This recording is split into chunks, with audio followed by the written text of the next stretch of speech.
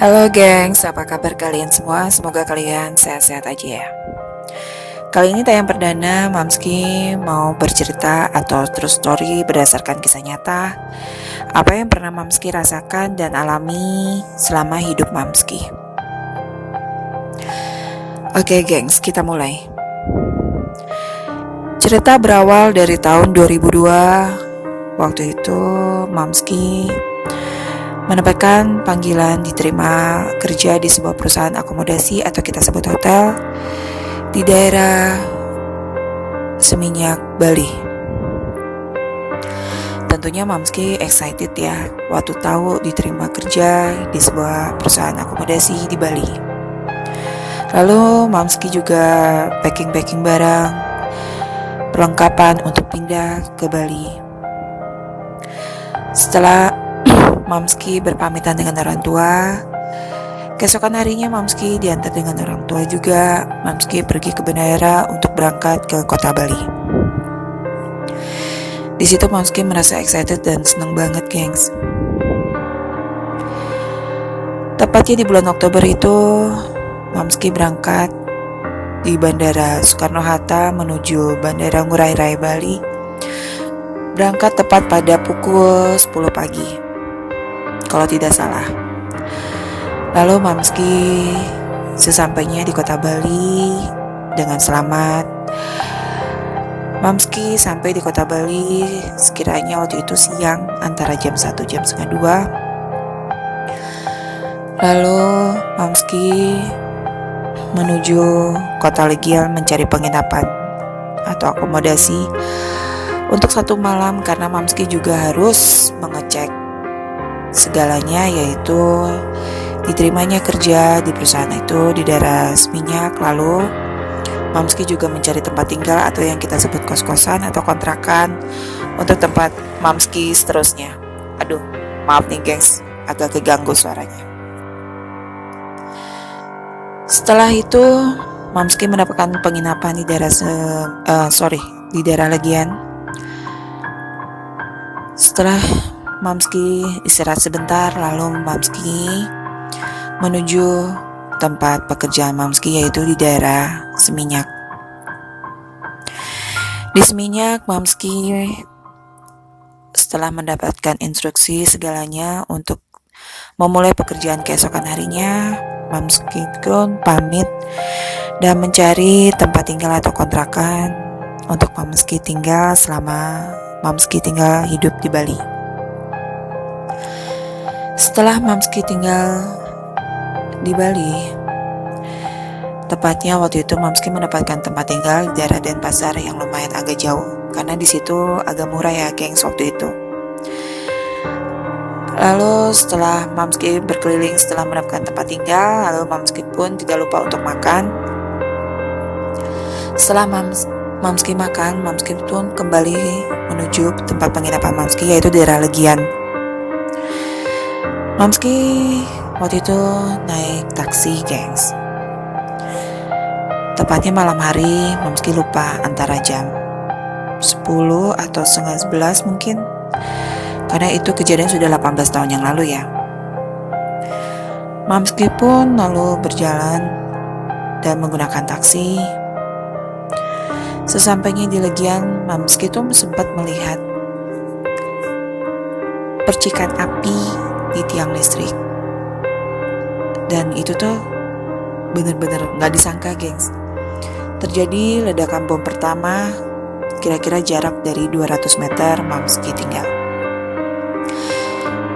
Setelah mendekati kira-kira 150 meter lagi menuju tempat kejadian bom pertama itu, terjadi ledakan kedua yang cukup dahsyat, dan itu menggetarkan mobil di dalam taksi Mamski, yang dimana kiri kanan tuh toko-toko pada pecah. Kaca-kaca yang di toko di daerah Legian itu kiri kanan, jujur aja gengs, waktu itu aku speechless, kaget, dan gak disangka terjadi bom itu. Kaca-kaca semua di toko kiri kanan tuh meledak dan pecah, berhamburan keluar. Tepatnya bom yang terjadi di dekat Padis Pub dan Sari Club di daerah Jalan Legian itu membuat banyak orang terluka dan banyak juga yang menelan korban jiwa. Entah itu turis mancanegara ataupun orang kita sendiri, guys. Ketika Mamski masih berada di dalam taksi itu, supir taksi pun sangat baik sekali. Kita sebut aja Bli. Bli menawarkan untuk kembali lagi ke kota Denpasar memakai mobil taksi Bli sendiri. Tentu aku merasa di situ bingung, gengs. Waktu itu kejadian itu membuat aku bingung banget.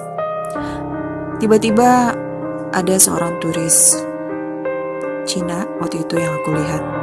Dia sedang mengetok-ketok taksi dengan berumuran darah muka dan tangan. Dia ingin menyewa taksi itu. Lalu Bli pun berbicara dengan turis Cina itu untuk berbarengan dengan aku, gengs, waktu itu. Tentu aku menolak karena aku lebih mengutamakan turis itu. Dan aku pun memberi ongkos taksi itu kepada Bli. Lalu turis Cina itu pun masuk ke dalam mobil itu. Setelah aku keluar dari taksi itu, jalanan begitu crowded, berhamburan orang-orang yang terluka parah, menjerit, penuh seperti lautan manusia. Yang kita tidak sangka akan kejadian tersebut membuat semua dunia pun tercengang dengan kejadian tersebut. Jujur guys, aku gak bisa ngomong apa-apa. Yang jelas aku speechless banget dengan kejadian seperti itu.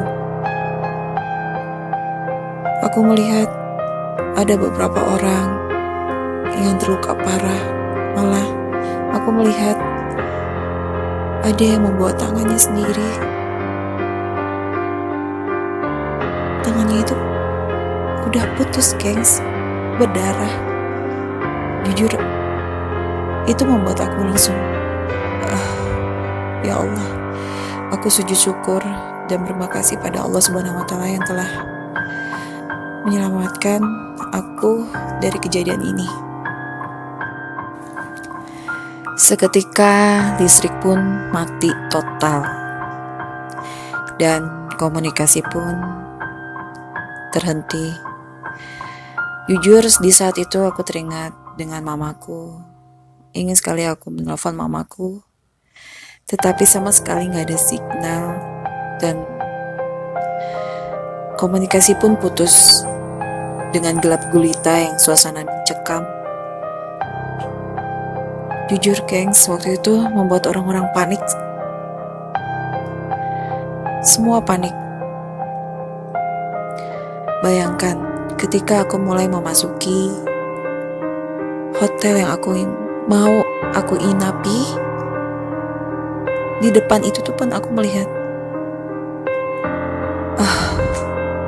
ya Allah, penuh dengan mayat-mayat yang terbakar dan aromanya itu tercium seperti bau gosong. Aku di situ hanya berdoa kepada Allah, bersyukur, terus mengucapkan syukur pada Allah bahwa aku masih bisa selamat atas kejadian ini. Jujur gengs, aku sedih, sangat sedih. Di situ aku menangis dan ketika aku masuk ke dalam kamar hotel dengan gelap gulita, aku merasa muka aku tuh penuh dengan debu. Dengan senter lampu dari HP yang aku pakai, aku melihat muka aku di kaca. Dan apa yang terjadi, gengs? Muka aku penuh dengan debu. Kalian tahu debu apa? Ya, itu debu manusia yang sudah meninggal, yang terbakar. Aku Aku menangis di situ. Lalu aku mandi dan aku pun berwudu dan aku pun mengucapkan syukur, bersujud pada Allah Subhanahu wa taala sehingga aku bisa selamat dari kejadian ini. Sejak itu aku tidak berani keluar karena suasana sangat mencekam, gengs. Keesokan harinya pun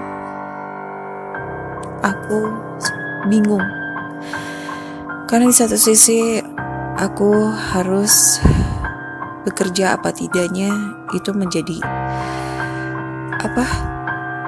pemikiran buat aku sendiri.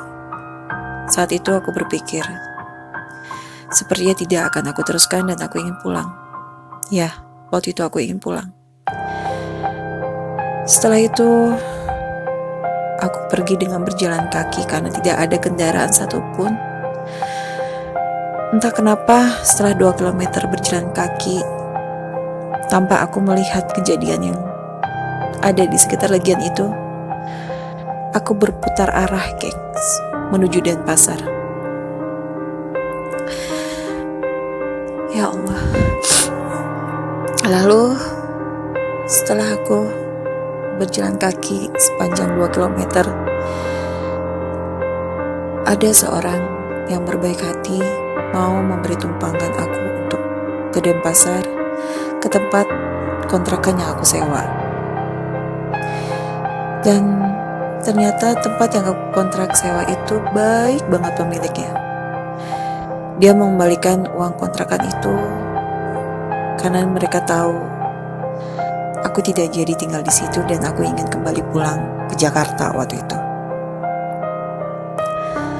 Setelah aku menerima uang dari pemilik kos itu pun, aku bergegas ke bandara, gengs.